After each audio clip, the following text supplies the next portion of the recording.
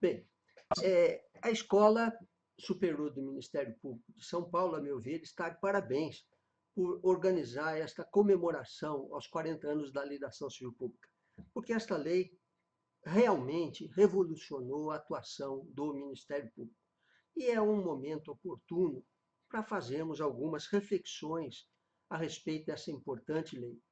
E eu quero começar essas reflexões, primeiramente, fazendo uma homenagem a 4 professores que prepararam o projeto original. A professora Ada Pellegrini Grinover, o professor Cândido Rangel Dinamarco, o professor Kazuo Watanabe e o professor Valdemar Maris de Oliveira Júnior. A primeira e o último precocemente falecidos, mas todos eles não podemos esquecer num dia comemorativo, porque o primeiro projeto de defesa coletiva no direito brasileiro foi da iniciativa desses professores. Eles prepararam um anteprojeto, apresentaram esse anteprojeto no primeiro Congresso Nacional de Direito Processual Civil em Porto Alegre, com sugestões de Barbosa Moreira, sugestões importantes, porque Barbosa Moreira disse que aquela seria uma lei igual a muitas outras, se ela não tivesse eficácia social. E para garantir a eficácia, foi Barbosa Moreira que sugeriu a introdução das liminares, num sistema semelhante ao mandado de segurança. Com base nessas ideias e aprimoramentos que foram sugeridos, esses professores fizeram um projeto e tiveram a ideia de encaminhá-lo à Câmara dos Deputados por intermédio de um deputado paulista, Flávio Berrenbach. E ele apresentou o projeto em 1984. Mas lembrem, os senhores, que em 1984 nós estávamos ainda sob ditadura militar. Os projetos que efetivamente andavam no Congresso eram os do Executivo. Esse projeto de tutela coletiva iria ter uma tramitação muito lenta, sem prioridade alguma, pois nesse momento é que 3 promotores de justiça de São Paulo pegaram aquele projeto original e fizeram algumas alterações importantes.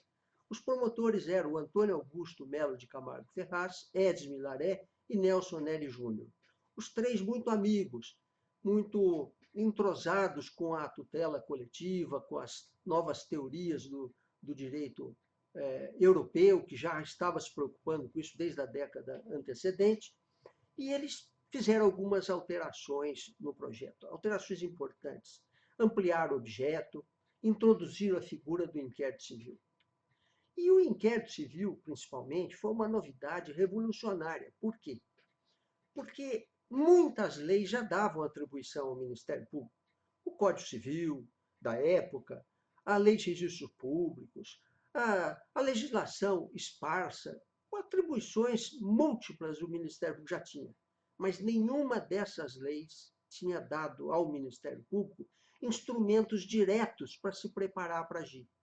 E esses promotores pensaram no inquérito civil, que de semelhança com o inquérito policial só tem um nome, porque ele era totalmente novo. O inquérito civil deveria ser uma investigação direta, feita pelo próprio Ministério Público para se preparar para agir. E com esse projeto, novo projeto, portanto, eles levaram o projeto ao Procurador-Geral de Justiça de São Paulo, que apresentou ao governo militar, ainda era o governo militar, e o governo militar apresentou o projeto ao Congresso. Imaginem qual projeto andou mais depressa. Foi o do Executivo. Era a teoria da época. E o projeto foi logo aprovado pelas câmaras legislativas. E esse projeto permitia a defesa do meio ambiente, como o projeto anterior. Só que ele acrescentou a defesa do consumidor, coletivamente considerado, e incluiu também a proteção do patrimônio cultural, que já também estava no projeto anterior, mas introduziu a mais a defesa de outros interesses difusos e coletivos. Nesse momento, aprovado o projeto e na mesa do presidente da República, o presidente da República já era José Sarney. E José Sarney foi alertado de que esse projeto, embora fosse um projeto muito bom para a sociedade, ele poderia criar problemas para o governo. Por quê? Porque entre os causadores de danos a interesses coletivos, o governo é um deles. O governo faz usinas, o governo faz obras, o governo faz aumento de impostos, cria taxas, muitas vezes inconstitucionais, bloqueio de ativos financeiros. O governo, muitas vezes, pode causar danos coletivos. E houve uma pressão para que o projeto inteiro fosse vetado. Nesse momento, a Confederação Nacional do Ministério Público, a anterior confederação, hoje Associação Nacional dos Membros do Ministério Público, a CONAMP, trabalhou para que esse projeto fosse sancionado. E ele acabou sendo sancionado com um veto, impedindo o uso de ação civil pública para a defesa de outros interesses difusos. Fica a defesa do meio ambiente, sim, a do consumidor também, a do patrimônio cultural ainda, mas outros interesses difusos o governo não aceitou. Passou a criação do inquérito civil e, nesse momento, vieram as primeiras ações. O Ministério Público começou, ainda timidamente, a propor uma ou outra ação, geralmente de caráter ambiental, crescendo aos poucos. Foi a fase, então, de crescimento do Instituto. E em 3 anos apenas, diversos artigos da Constituição já ampliaram a tutela coletiva. A própria Constituição previu a legitimação do Ministério Público, de associações, de comunidades indígenas e ainda previu uma ampliação de objeto, porque a Constituição foi a primeira a falar em ação civil pública para a defesa de outros interesses difusos e coletivos, coisa que o presidente da República, em 1985, tinha vetado. Tendo em vista a permissão que a Constituição trouxe de ampliação de objeto, coube ao Código de Defesa do Consumidor concretizar essa ampliação, permitindo a defesa de outros interesses difusos e coletivos. O Código de Defesa do Consumidor criou o termo de ajuste de conduta para compromisso de ajustamento, distinguiu as 3 categorias de interesses entre difusos, coletivos e individuais homogêneos, deu melhor disciplina à coisa julgada e ampliou o rol dos legitimados ativos.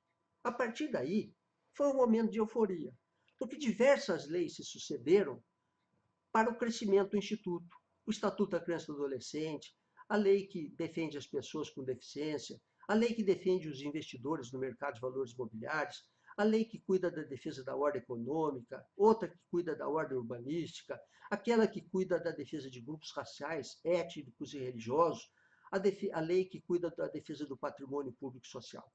Mas se houve crescimento, também houve reveses.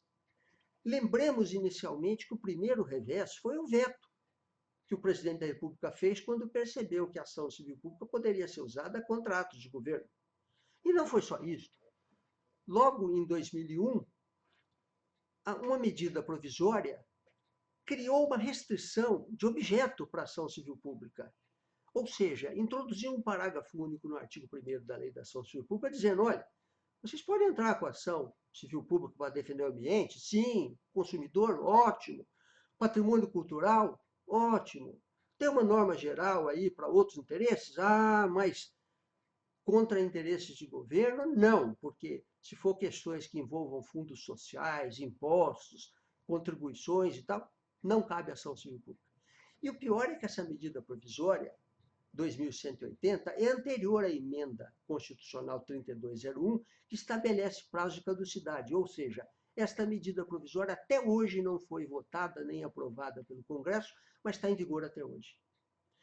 Não bastasse isto, também em 1997, uma lei também oriunda de medida provisória criou restrição absurda à coisa julgada, dizendo o seguinte, que a imutabilidade do julgado na ação civil pública só existe dentro da competência territorial do juiz prolator. Esse absurdo durou mais de 20 anos, até que o Supremo Tribunal Federal decidiu, num recurso extraordinário, que isso era inconstitucional. E não bastassem esses reveses, ainda há perigos pendentes. Por quê? Existem projetos em andamento no Congresso para substituir a lei da ação civil pública. E esses projetos nem sempre vão aprimorar a tutela coletiva, podem seguir um caminho diverso que é sempre preocupante. Eu notaria que as resistências são sistemáticas. Houve o veto, quando a lei foi sancionada, limites à coisa julgada, restrição de objeto, e um caso que é folclórico, muito mal assessorado, um presidente da República no ano 2000 chegou a criar uma reconvenção em ação de improbidade que o réu poderia propor contra o membro do Ministério por proposição. Ou seja, criou uma reconvenção contra quem não é parte. Porque o membro do Ministério Público propõe ação, ele não é parte da ação. A parte da ação é o Ministério Público, ele é um representante da instituição. Era um absurdo tão grande que equivaleria a preverem uma reconvenção do réu contra o advogado do autor, que nem é parte da ação. Esta medida provisória 2088/35 de 2000, ela não durou mais do que um mês, porque a reação da comunidade jurídica foi tão grande ao absurdo que o governo voltou atrás. Mas eu conto isso como exemplo de resistência. Outro tipo de resistência, em 2009, um projeto de aprimoramento da lei da ação civil pública foi proposto ao Congresso. O Congresso arquivou isso em comissão de Constituição e Justiça, depois de discursos irados de deputados. Por quê? Adivinhem por quê? Muitos deles atingidos diretamente por ações propostas pela instituição do Ministério Público. 2015, o Código de Processo Civil novo. Novo? Para mim, ele é velho. Ele já nasceu velho, o Código de 2015. Ele se recusou a enfrentar e disciplinar o processo coletivo. Não tem um livro, não tem um capítulo sobre a tutela coletiva, que foi a maior novidade dos últimos 50 anos do processo civil. Mas por que ele fugiu da tutela coletiva? Porque ela poderia embaraçar o andamento do próprio Código de Processo Civil novo. E ainda há os projetos em andamento no Congresso que também são preocupantes. Eu diria que também, além desses problemas que são de caráter do executivo e do legislativo, o próprio judiciário também tem aplicado excessos na sua atividade proativa. Vejam bem, nós sabemos que a soberania do Estado é indivisível. A soberania é una. O que se faz é combinar entre os diversos órgãos do Estado a distribuição de funções, de modo que possa haver um controle recíproco entre os órgãos na aplicação da soberania. Portanto, é certo que o Judiciário, ao aplicar a Constituição e as leis, faça e deva mesmo fazer o controle da edição da norma e da sua execução. Mas há limites para a proatividade. Por quê? Porque não cabe ao Judiciário extravasar suas competências constitucionais para legislar e nem administrar a seu bel prazer. Não é essa a função do Judiciário. A função do Judiciário é de aplicar a Constituição e as leis, e não criar leis, nem administrar no lugar do administrador. A perda do equilíbrio da divisão de poderes compromete a democracia. Não pode o Judiciário emitir verdadeiras normas gerais e abstratas como se fossem leis materiais, nem substituir juízo de conveniência e oportunidade do legislador ou do administrador, porque estes sim foram eleitos pelo titular da soberania, que é o povo, para tomar essas decisões. Além disso, existe o problema dos processos estruturais ou estruturantes. O que são esses processos? São litígios que buscam obter uma reforma estrutural num ente ou numa instituição para restabelecer um direito fundamental e implantar ou corrigir uma política pública, como nos litígios referentes a grandes danos ecológicos. Vamos nos lembrar, só como exemplo, do rompimento das barragens como Brumadinho, Mariana, em Minas Gerais, etc. Esses litígios podem ser ajuizados? Sim, podem e devem. Mas é preciso encontrar justos limites, pois, como eu já disse, não cabe ao judiciário administrar no lugar do administrador, nem legislar no lugar do legislador. O titular da soberania, vejam bem, ele pode trocar os membros do Poder Executivo e do Poder Legislativo de 4 em 4 anos, mas não pode fazer os mesmos com os membros do Poder Judiciário, que não tem qualquer legitimidade para criar leis nem para administrar. Identificando-se uma omissão agora sim, ou um desvio do ente público em tema de direitos fundamentais de caráter social, aí se admite sim que seja determinada pelo judiciário a correção ou implantação de políticas públicas. Isso o judiciário pode e deve fazer, é legítimo que o faça. Só que há requisitos para que o judiciário faça isso. E o Supremo Tribunal Federal já deixou isso claro no recurso extraordinário 440.028 de São Paulo. Quais são os requisitos que o Supremo tem corretamente exigido para que o Judiciário entre, se imiscua nos problemas de políticas públicas? Primeiro requisito que o Supremo colocou: a política pública reclamada deve ter natureza constitucional. Assim, ele está cumprindo a Constituição. Segundo, é necessário que haja correlação entre essa política pública reclamada e um direito fundamental violado. E terceiro, é necessário que haja pelo menos uma omissão ou uma prestação deficiente pela administração sem justificativa razoável. Esses requisitos que o judiciário colocou estão corretos e eu ousaria acrescentar mais um. É preciso observar-se o princípio da demanda.